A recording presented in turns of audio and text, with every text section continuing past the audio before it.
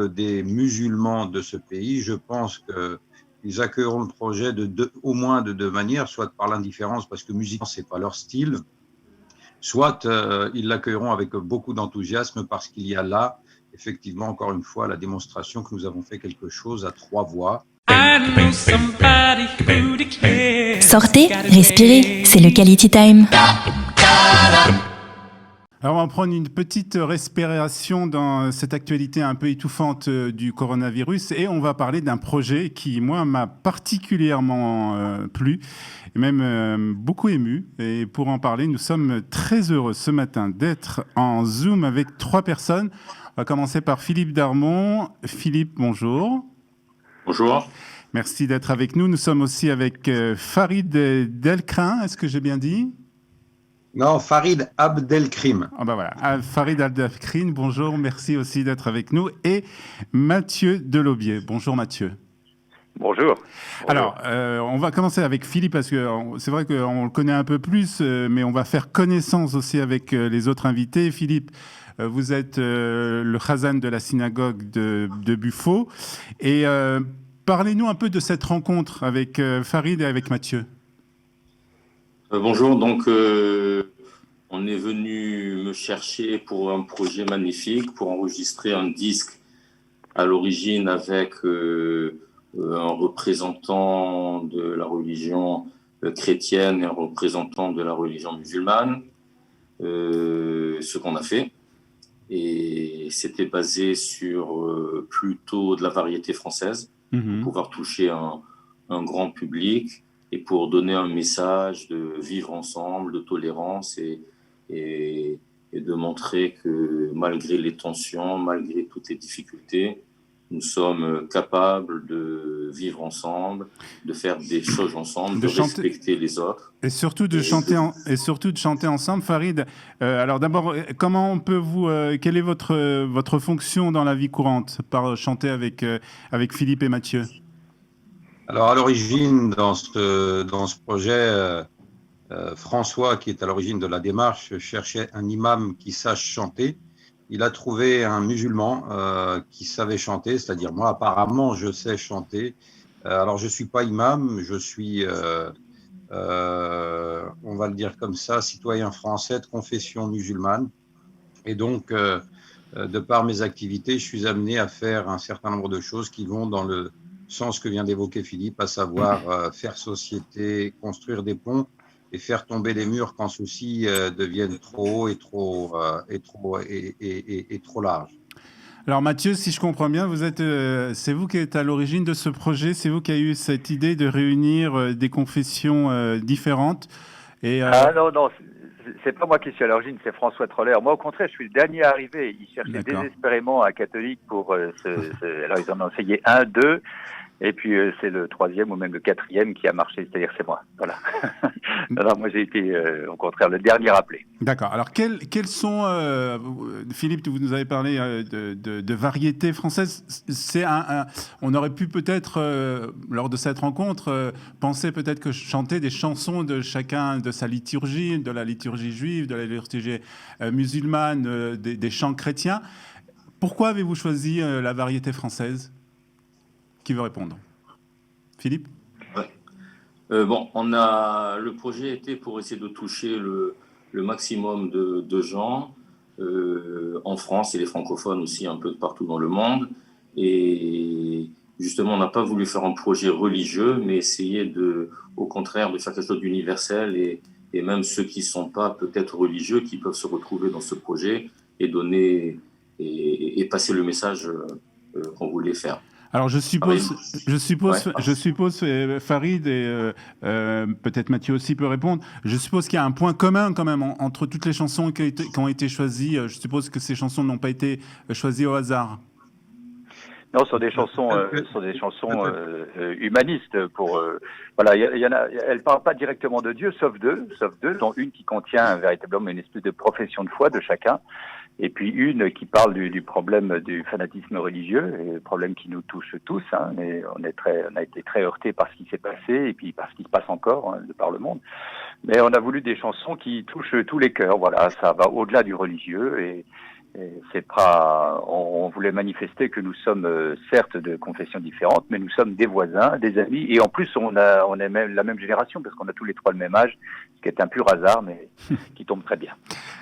Alors comment Farid, on mène à bien ce projet, surtout dans cette ambiance un peu difficile dans laquelle la France est plongée avec ses problèmes entre justement les différentes confessions, entre les différents groupes, que ce soit les musulmans, les juifs, les chrétiens.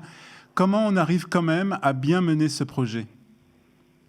Écoutez, peut-être que, avant de répondre très directement à votre question, revenir un peu sur la genèse. François Troller, qui n'est pas avec nous, mais qui est l'initiateur de ce projet, et sa compagne Fatih Amar, ont décidé de se lancer dans ce projet-là après les attentats du Bataclan, où sont morts 5 de leurs amis, et ensuite à cause de l'assassinat du père Yann Hamel dans son église.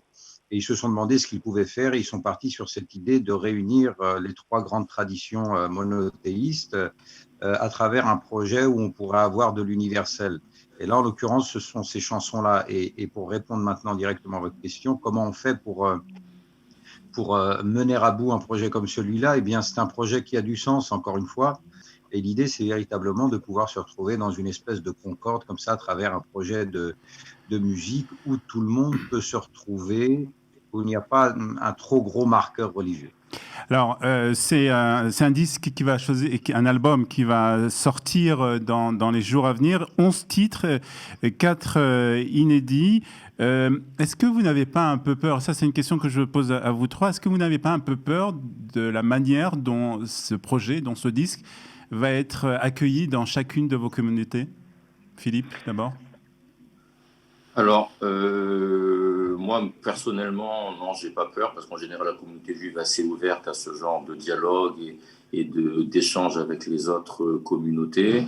Donc, au contraire, je pense que ça sera bien reçu et surtout et c'était le but de ma participation, si on peut faire quelque chose pour qu'on peut vivre un peu mieux entre nous, pourquoi pas, et je pense que ça sera le cas, en tout cas on l'espère. Farid, vous craignez pas un peu que la communauté musulmane voit ce projet d'un mauvais œil ? Écoutez, peut-être une précision, quand on parle de communauté musulmane en France, il n'y a pas une communauté, mais des communautés, il n'y a pas les musulmans, mais des musulmans, et il y aura toujours, je pense, dans l'ensemble des communautés, des gens qui verront toujours cela d'un mauvais œil. Ceux-là, personnellement, moi, ils ne me font pas peur.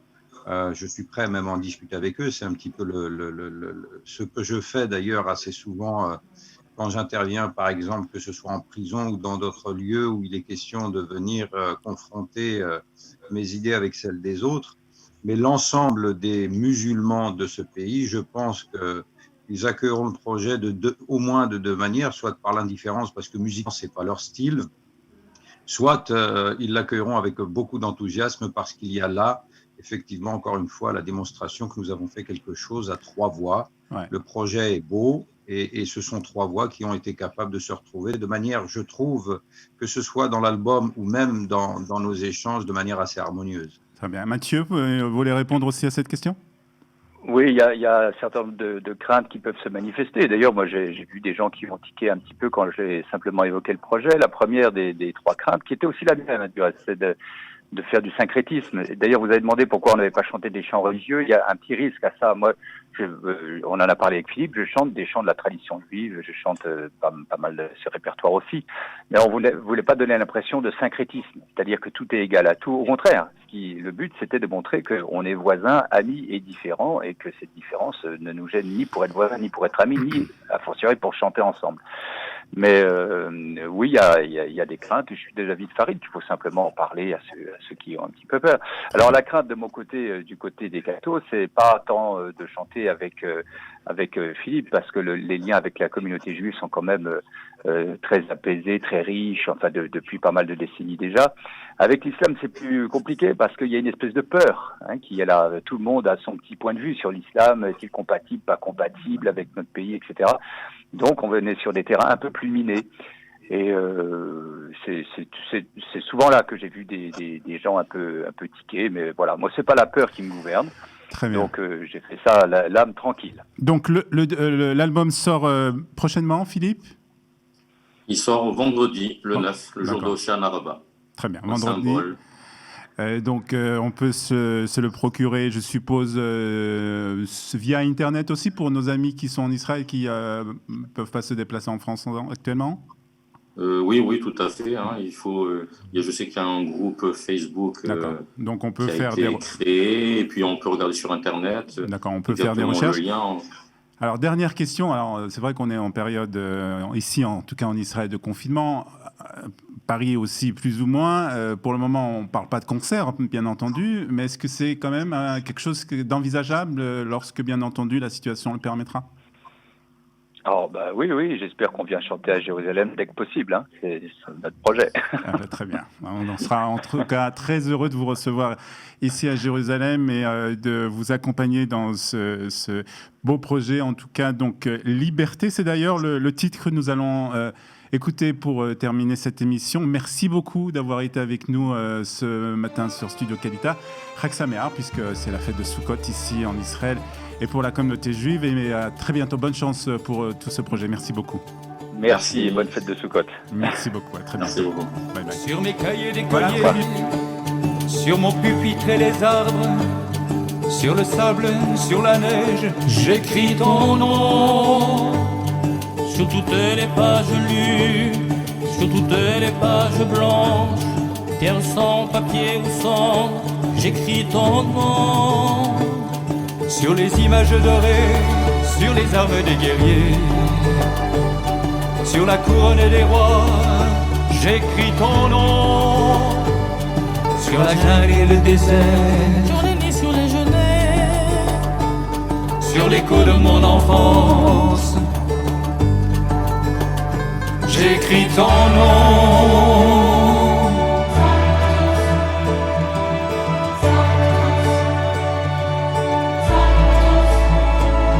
Sur les merveilles des nuits, sur le pain blanc des journées, sur les saisons fiancées, j'écris ton nom. sur tous mes chiffons d'azur, Sur les temps soleil moisi, sur le lac lune vivante, j'écris ton nom.